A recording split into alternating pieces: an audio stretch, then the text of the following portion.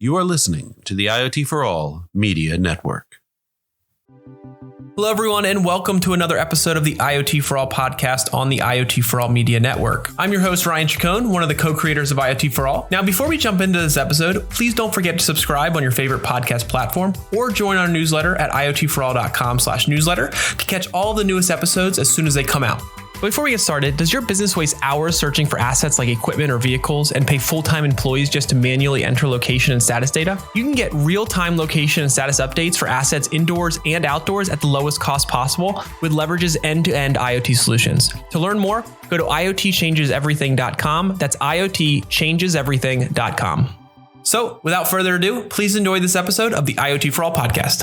Welcome, Nick, to the IoT for All show. Thanks for being here this week. Great to be here, Ryan. Yeah, it's great to have you. Let's start off by having you just introduce yourself to our audience so they can get more information on who they're listening to. Sure. My name is Nick Earl, and I'm the CEO of an IoT company called SI. Fantastic. So how did you get involved with SI? I guess, talk about your backstory a little bit more, Sure. Kind of some experience, history there. Yeah, I've been CEO for 3 years, but about 6-7 years ago, when I was working for Cisco, I was actually running the cloud program globally for Cisco. Okay. And this was presented just as an investment opportunity. They were pretty early stage. And I put some money in and they kept on doing well. I kept on putting a little bit more money in and one thing led to another. And then I joined the board and then I thought, this is a pretty cool company. He's doing some good stuff. And, when you start saying that, you're halfway through the door. And I ended up being the CEO. And so I've been CEO for 3 years. Fantastic. Well, that's awesome. Let's talk a little bit more about SI, what you all do, the role you all play in IoT, just to kind of give our audience some context there. Yeah. So we're a UK-based company, probably hear from the accent, but we're got 2,000 customers. And we solve two particular problems in IoT. Okay. And to explain those, you've got to kind of look at the state of the IoT market right now. When I was in Cisco, just going back to that, in 2011, we predicted that we're going to be 50 billion things connected by 2020. And when we got to 2020, we realized, whoops, we only got to 11 billion. And so that's a hell of a miss. Right. And it turns out that it's classic Pareto, 80-20, and classic Geoffrey Moore crossing the chasm scenario. In other words, Sure. The 20% of the companies that own the 80% of the products, the big guys, haven't actually plunged in yet. And so although there's lots of experimentation, you don't really have big companies doing big global rollouts. So what SI does is it basically uses an agnostic SIM, so it's not tied to any mobile network operator, MNO, and it uses a cloud-based platform which is connected to 14 operators worldwide, where they give us their what are called IMSIs. So in case any listeners don't know, an IMSI is the International Mobile Subscriber Identity. It's the unique code that lets you localize traffic, not roam, localize onto a network. So basically, we have a network switch in the cloud. Technically, that's called the SMSR, but the network switch is in the cloud. And we have an agnostic SIM, so you embed the SIM in the device, and we then switch your device depending on where it is in the world, and we localize the connection onto operators around the world, and we access all of their roaming agreements. Put all that together, and what you basically get is ubiquitous 99% connectivity globally for every square foot of landmass in the world. And that means that big companies can create global products that connect automatically wherever they are. So that's what we do. Fantastic. Yeah, I mean, to your point a second ago, which we'll get into more in a little while, around the projection of the number of devices we're going to have versus where we actually are. I mean, one of the reasons we started IoT for All was to help increase the understanding of what IoT is, and then hopefully then drive up adoption. So I think, companies like yours who are making connectivity more accessible provide the opportunity for more potential use cases to actually be realized. And if you could expand potentially on some of those use cases, kind of, the big areas you all focus on, or some real life examples to help our audience understand. Yeah, I'll pick one of the great things about being in the IT industry is, you got tons of really cool case studies. So let me pick 2 or 3, which I just think are pretty interesting. I'm going to start off with a spice company, and we have customers all over the world in 170 countries, but this one's from South Africa. It's a family-owned spice company called Freddie Hirsch. They're just importing spices from the Indian Ocean and selling spices for like 60 years. And they suddenly had this aha, which said, you know what are these spices being used for? Let's actually focus on what people use them for, as opposed to just selling the spice. And it turns out that vegetarian sausages are actually a huge market, which was, oh, wow, who knew? So what they then did is said, how could we actually capture that market? So they decided to get into the sausage machine business. And they copied the model that Hewlett Packard used for Connected Ink. And this is just stories when it just blew me away when I went and saw them in South Africa. So they basically selling butchers' machines, sausage machines, to butchers in the US and around the world. And the butcher's machine basically can sense whether Freddie Hirsch spices are in the hopper. And they use a basically IoT to reorder the spices, like HP with your ink. And they've changed the chemical constituent of the casing, the cellulose casing of the sausage, so it reacts very well with their spices. So you put all that together, and basically they have completely disintermediated the supply chain of all the distributors, the two-tier distribution and whatever. And they're actually enabling perfect vegetarian sausages, which consume their spices. So there's a bunch of things in there. There's the IoT sensing the spices and backhauling the data and whatever. But also there's the real benefit of IoT, which is a completely disruptive business model and disintermediating the supply chain. So there's number one. I'll use number two, which is coffee machines. One of our customers is Costa Coffee. They actually got bought by Coca-Cola. They're just entering the US market, but they're in about 20 countries around the world. They've created a vending machine, 1 square meter vending machine, which has 90 sensors in it. We actually do device design as well. And we help design it. But this delivers an incredibly personalized experience. You register with the machine, you scan with your phone to get the QR code to get your loyalty points, at which point the machine personalizes itself around you. So they call it the barista without a beard. And it gives a much more personalized experience than somebody writing your name on a cup with a Sharpie. Sure. So they put the machines not in their shops, but in other people's shops, like convenience stores, gas stations, whatever. So here they are. They're selling coffee, which has been great during lockdown. They're personalizing the experience and they're capturing all the data. And it's the same machine that goes in every store worldwide. It's the same product SKU. And then I'll finish with a third one, which along those lines. Let's take Bosch, robotic lawnmowers. They got tens of thousands. So they put our SIM on the board, embedded eSIM on the board. They sell to like 60 countries. They sell through retailers. And typically you have no idea who's buying your product. Customer turns it on. And because we have ubiquitous global connectivity, no problems with roaming restrictions, no problems with permanent roaming, always connects because there's always a network somewhere. Your big operator might not have a roaming agreement with it, but we don't care because we're completely agnostic. We're enabling interoperability. And we're switching the IMSI over the air. So Bosch now get 100% connectivity. The data just appears in the cloud. The device is secured. So Bosch is saving a huge amount of money on their manufacturing, 1 SKU, supply chain, simplified distribution. Don't have to get the consumer to faff around with a SIM card or anything like that. Mm-hmm. So basically, I give you lots more examples, but the common theme is ubiquitous connectivity, no lock-in, interoperability, which is the inhibitor to mass adoption, and creating an experience around the end user as opposed to the next person in the supply chain. And I think that's one of the big things that IoT is enabling. I totally agree with you completely. You mentioned something while you're walking through those use cases about the disruptive nature of IoT from a business sense. And I'd love if you could just at a high level kind of talk to our audience about how IoT can drive innovation and business disruption in general.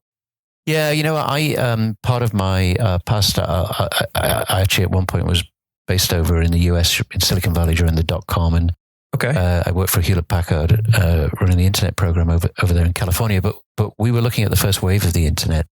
And at first it came out as a bunch of technologies, it was HTML, meta tagging, it was web pages. And then suddenly we realized, no, that's not what it is. It actually is a disruptive enabler. You can buy your own airline ticket, book your own hotel room, buy a book online. And then suddenly all these companies grew up that we've never even imagined, Netflix, Airbnb, Uber. My belief is that what we're seeing now is the same thing. Right now, IoT is all about the technologies, EUICC, the RAT type in the modem, the hyperscale, message protocols to go to the hyperscale cloud provider. But actually, what's emerging is an even bigger business model disruption. I mean, the case studies that I showed, people are bypassing multiple steps of a value chain. Okay. They're going direct to the end user. And you think about, Alexa in your home or the Ring doorbell. By the way, one of our customers is Amazon. We do Amazon lockers worldwide. But these are totally new business models that are not only disruptive to the competition, but they are enabling a totally new, previously unmet experience for the user, like the Ring doorbell or Alexa or the lawnmower that just automatically connects, the coffee machine that reconfigures around you. And they are doing what I think a lot of people miss in IoT, which is they're moving the business justification for the project, what we call the business outcome, not from selling a product that's just got smart features. My product's cooler than your product because I've got smart features. No. The business outcome, the ROI, is now back-end business process optimization. Right. So instead of having 30 SKUs, I've got one. And then that just flows through everything. And then your warranty process you save millions on your warranty process because you can do push updates of firmware and you can tell what's wrong with it, like the Tesla model. You know what's wrong with it, so you can do a push update like your iPhone. You don't have to have as many repair shops. So my belief is that the first wave of innovation, we were really just data mining one parameter of human behavior, which is search on digital products. I search a website, Google tracked me or whatever tracked me, and they offered me new services based on my behavior, my personalized behavior based on my search. I was me interacting with something digital. Right. What's now happening is the ability to do that, but on consumers interacting with things physical. And there are many, many times more physical things in the world than there are digital things in the world. And let's just use the number of 100 right now, which is a huge understatement, but just use it just to see the math. So if you can access 100 times more data around people's interaction with a coffee machine, an EV charger, a lawnmower, a medical device, or whatever it is, and you can data mine that, and you can then create incredible disruptions because you can go direct to the end user, like a medical device that senses all your bodily your signs that the device can pick up, disintermediates the standard doctor's practice, goes straight to the Mayo Clinic, gets the information, and then tells you what's wrong with you before you feel sick. Mm-hmm. These are radical business model disruptions, for sure, that are we can only dream of, and they're going to be enabled by everything that's physical that has power, having an IP address, and being able to create data that can be mined. So there's going to be a whole, just like we never thought in 1997 about Uber or Netflix or whatever, Airbnb.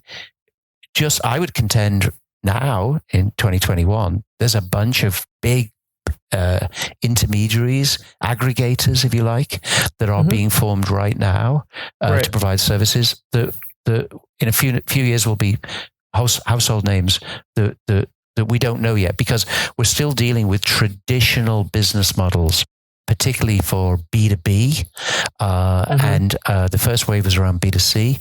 But when you do B2B to C, a business to a consumer, and you disintermediate that, you create a new experience, and so you have a new set of winners and you have a new set of losers. And so the disruption is not just bigger, it's applying to physical things, and it's based on at least 100 times more data than we were in wave one. I totally agree with you. I wanted to ask, so, as we think about IoT adoption in general, this disruption that IoT causes, which can be a fear of some people, especially when it comes to new technologies and integrating them with like legacy systems and just the general way of business. I wanted to see what your thoughts were on kind of the biggest challenges that kind of hinder IoT adoption. That, I know you kind of alluded to some stuff earlier, but just talking about, the growth of businesses, the maturing of the IoT market, just the general perception of what IoT is. Like, it's not as easy as just putting a SIM into a device. So what are your thoughts on like the biggest, maybe two challenges that you notice in the market that kind of hinder adoption? Yeah, that's a great question. And there's challenges because like we said, we predicted 50 billion and we got 11. So, that's one of the biggest misses in the history of IT. So what went wrong? 80% of our customers who say we have 2,000, 80% of us came to us because they had a previously failed IoT project. So we do get to find out what went wrong. There are two main reasons, the most common reasons for things that went wrong. The first one is the connectivity's patchy. Like you said, well, surely it's just a device. It's just a piece of electronics. I put a SIM card in. That's how my phone works. Why is an IoT device different? Well, it's completely different because it's not, shrink wrap like an iPhone or an Android device. Every IoT device is custom, like the coffee machine, the EV charger. And so, it's got different sensors in it. People don't know, enterprises don't know how to build hardware, design hardware. We thought those days were behind them. I mean, wasn't that what cloud was supposed to do? Software eats hardware. That's what Andreessen said. Right. Turns out in IoT that no, hardware's really hard.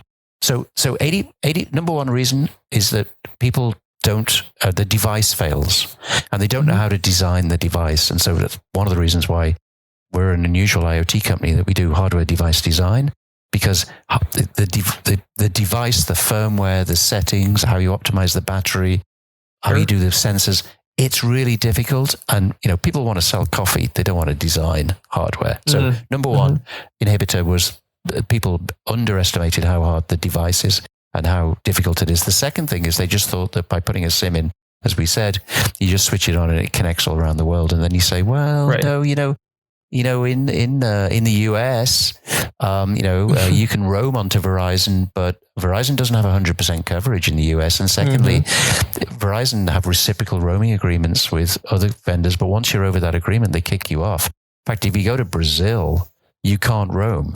You have to localize. And in Turkey, we're just doing a rollout of a US customer into Turkey right now. And if you're on Turkcell for more than 3 months, you're out. You just get kicked off because it's what's called a permanent roaming area. So you think, oh God, not only do I want ubiquitous connectivity, but now I have to worry about whether I'm going to get kicked off because the dispute between carriers. I have to worry about whether there's a cell phone signal where I am now and where my device will be tomorrow, which could be just down the street, but we all know there's black spots. And then thirdly, I have to worry about regulators and the regulatory environment. So the second biggest inhibitor is the lack of fundamental interoperability and standards. Sure. And the moment IT industry has proven, the moment you enable interoperability, you get you hit the inflection point of adoption. And I believe that's what's happening now with IoT. Fantastic. So one thing I wanted to kind of bridge this conversation into was around the IoT predictions report that you all did. I'm not exactly sure what the exact date was when it's launched, but it sounded... We launched it in early January and we wrote it in December. January? Okay. Yeah. So it's very relevant to this conversation. I wanted to ask a couple different questions and start out with just generally summarizing up the report. What were the biggest trends you kind of pulled from that report that you did? And I guess before you get into that, how was the report conducted? Yeah. So, the way it was conducted is we talked to our customers, things like, what are they doing? What problems are they trying to solve? We talked to the analysts, talked to the market. And then frankly, we sat down and noodled and thought, I think this is likely what's going to happen. I mean, we're a 14-year-old company, so it's not our first rodeo.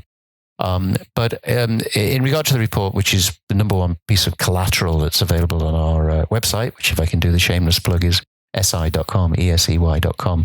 There's the IoT predictions report. There are 10 of them in there. Clearly, we don't have time to go through 10. I'll pick two. Okay. one of the things that we predicted was this issue that we've already talked about, is that there will be, in the same way as you can mine data from interaction with digital things, you can mine data from the interaction with physical things, and that's going to create a whole new area of marketing, and it's going to create its own issues, of course, with privacy and you're searching for a product and you don't realize that you're the product. Your data is being mined. But the fact is that there's this whole explosion of data that's going to be available and it's going to be mined. And that is actually going to be the enabler of the disruptive business models. So if you want to find the disruptive business models, go for the data. The second prediction is actually not about, there's the interoperability. The moment you have ubiquitous interoperability, you hit the inflection point. So it's happening right now. But the third one I'll pick out is kind of where is it going? Because it's a prediction report. And so today we think all of this is cool, but if you actually look at all the components of IoT are following Moore's law, which means that they're on an exponential trend, not a linear one. And people always misunderestimate the effect of an exponential trend. Our brains are not wired to understand exponential trends. So we always underestimate. So if you think about the cost of an IoT device, people spend, $20 or $30. You can buy some cheap ones for maybe $18 a tracker. But what if a whole IoT device could be $5? And what if it could be printed, not manufactured? Yeah. Because the Moore's law applies to multiple areas. So what if you can print a battery, you can print a sensor, you can print circuits. Now, you can't print a modem right now, but the modems are coming down in price and they're getting smaller and smaller. When you get to around $5, you can put a tracker on a food, a box of chilled food. And then when you get down to, say, 50 cents, you can put a device, a wafer, which will communicate on a chocolate bar or a piece of clothing or whatever. Now, why is this really radical and transformative other than from a technology perspective? Because, 30% of the world's food is thrown away because you have got a non-optimized supply chain. And it's a huge issue. There's problems at the production side, which IoT can help with, things like sensors in the soil for specific watering. But there's also problems at the consumer side. You have too much food, it goes off, you throw it away. And it's like distributing the vaccine, all the supply chain problems we're talking about right now. The Pfizer one has to be at a certain degree of temperature, and it's really difficult, and you end up wasting billions of dollars.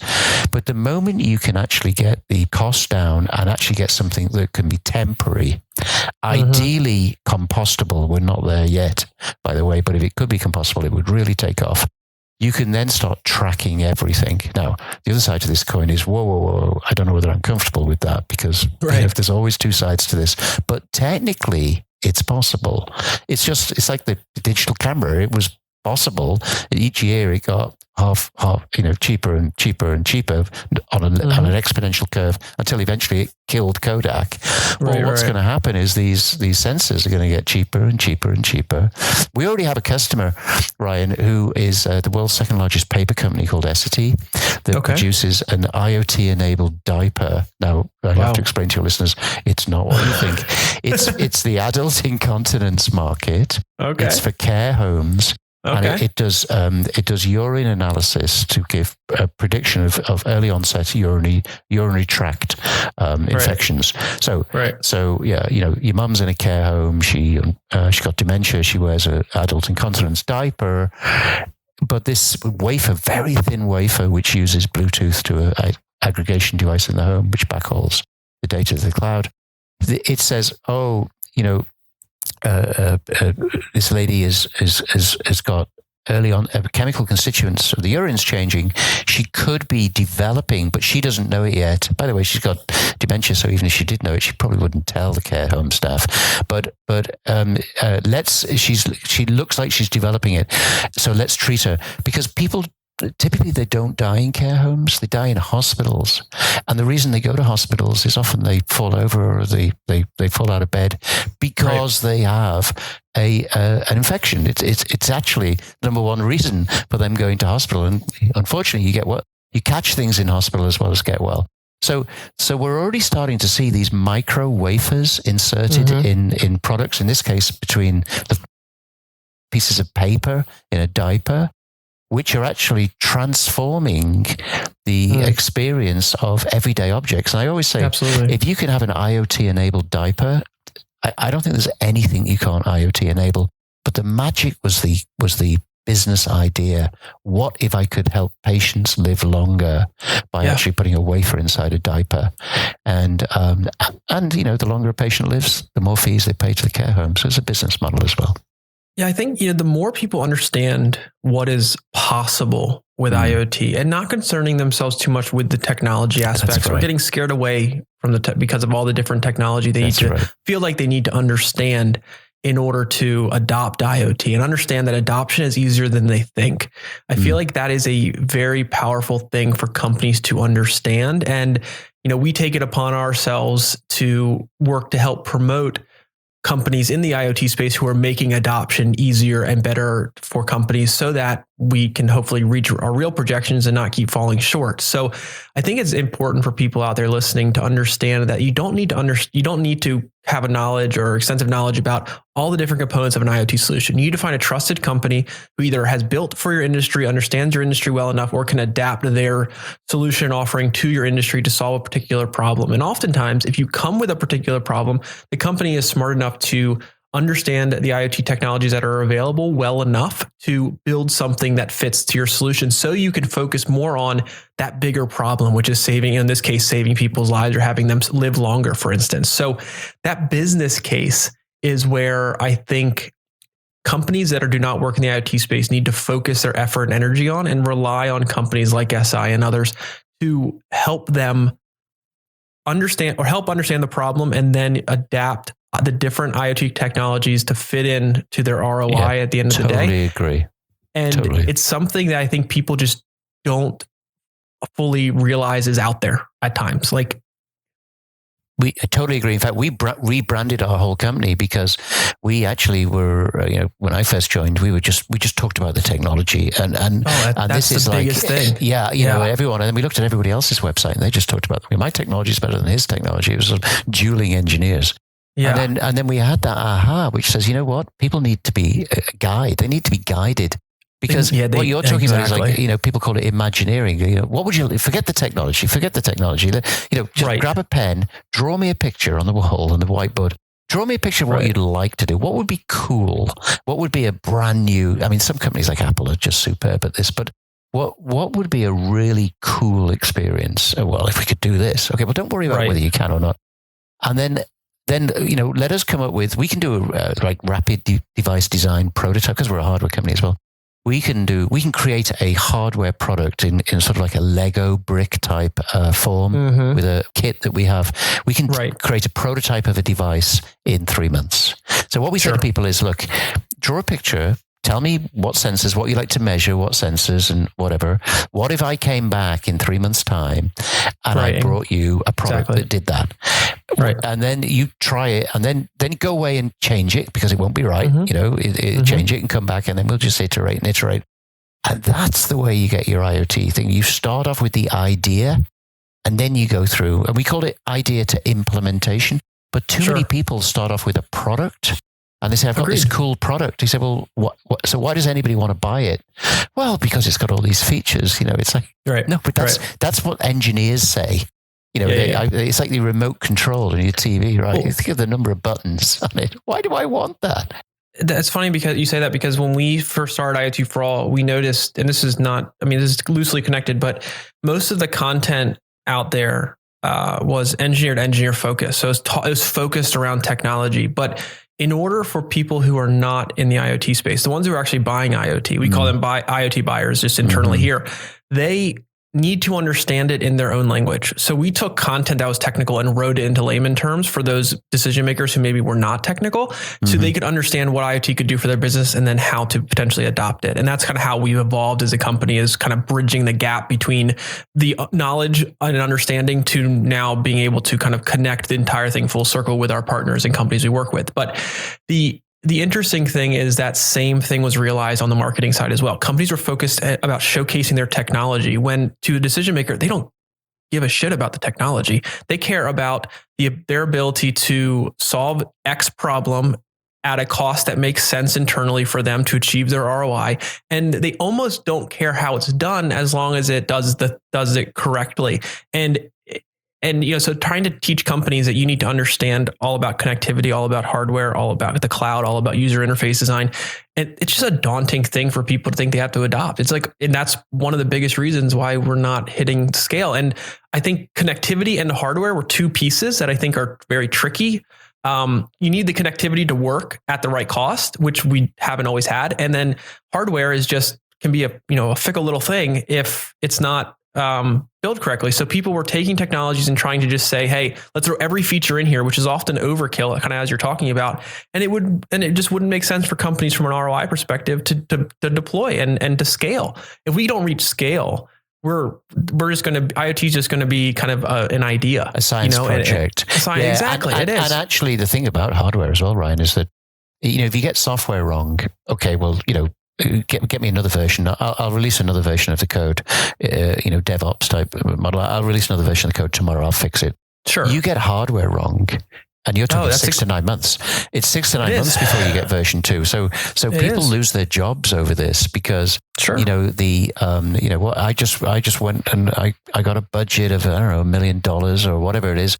And I'm rolling out the hardware, and now, oops, I found out that, I drained the battery, or it doesn't work. It doesn't work in this part of the world, and I never crossed my mind to think about the fact that AT&T and Verizon use different protocols, different ways. I mean, stuff that people don't have to worry about. But all of that stuff someone has thought about all of that stuff when they designed your iPhone. 100%. It's all done. It's tightly coupled hardware and software. And we've all been conditioned to think, well, it's just electronics. I put a SIM in it. But all of those things were thought about, and someone spent a lot of time and money on doing it. And there's only like 7 models of phones in the world. Right. But there are hundreds of thousands of IoT products, and there's going to be millions. So now you think, shoot, who's going to worry about that? And then people say, I don't know anything about this. And then they hesitate. They either try and fail, in which case the next guy gets the job. So that's not good for your career. Or, unfortunately, what people have been doing is just not trying. And that's why we'd had this huge miss. I mean, to only get 11 out of 50, was that 22%? I know the IT industry misses its forecasts, but that is so poor. And it's like I said, Mark Andreessen said software is going to eat hardware. But that was true for the center of the network. That was true. When I was running the cloud program for Cisco, I was the guy banging the drum saying, you don't need the box. The box is in the cloud. We don't need the box. When it comes to IoT, you do. Because wherever the box is gone, they're at the edge. And they're custom built for the use case. They're not generic. And that is why people need to know what their use case is. So you build the box for the use case with a partner who knows how to do it and can then help you with the rest of the journey. So what you're doing and what we're trying to do we're both trying to do the same thing is just give people advice and guidance, because, we've done it thousands of times. We've made every mistake in the book. Right. And, but we also have got some pretty cool customers who've done some cool things. So I agree. So I think getting advice and guidance is actually the number one issue in simplifying IoT. I agree. It's too damn complex right now. It is. And with that, kind of as a good way to wrap up here, is if people out there listening want to kind of get more of that support and guidance from a company like SI, what's the best way they can kind of engage with you, learn more, connect, just better find out what's available to help them? Well, there's 2 or 3 things. First of all, obviously, this is our website, sieseye.com. We actually do our own podcast. We have a podcast called IoT Leaders, which they can subscribe to, because each episode we use a case study of a customer. And so we can spend, 30, 45 minutes going deeper on some of the stories that I have spoken about. They can reach me on LinkedIn. So I'm Nick Earle. So Nick, and then Earle is EARLE, E on the end. So Nick Earle of SI on LinkedIn. But probably the best way is just to go to the website. There's a ton of collateral, case studies, tips, the prediction report that you talked about, and there's obviously ways of getting in touch with us there, and that's probably the best way, because it goes back to what you said. People need to get as much information as they can before they decide to take the plunge.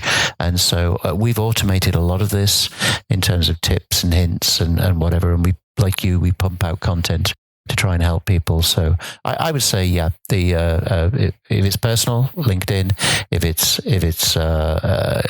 general, our website. And if it's want to hear more about some case studies and how people have done things and the mistakes they've made as well, we have our own IoT Leaders podcast. Well, Nick, this has been a great conversation. I appreciate you taking the time. I love the fact that you guys put this report together. I think, the messages we kind of hit on today and you added a lot of context to are big ones to help adoption. And, if we can practice kind of what we're talking about here and people can really understand it, I think we have a chance to kind of hit those future projections and not miss them like we did with the projection they did back in 2011 or so. Get it better the second time around.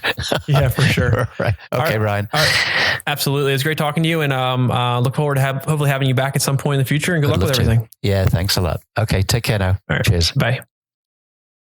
1 second. All right, everyone. Thanks again for joining us this week on the IoT for All podcast. I hope you enjoyed this episode. And if you did, please leave us a rating or review and be sure to subscribe to our podcast on whichever platform you're listening to us on. Also, if you have a guest you'd like to see on the show, please drop us a note at ryan@iotforall.com and we'll do everything we can to get them as a featured guest. Other than that, thanks again for listening and we'll see you next time.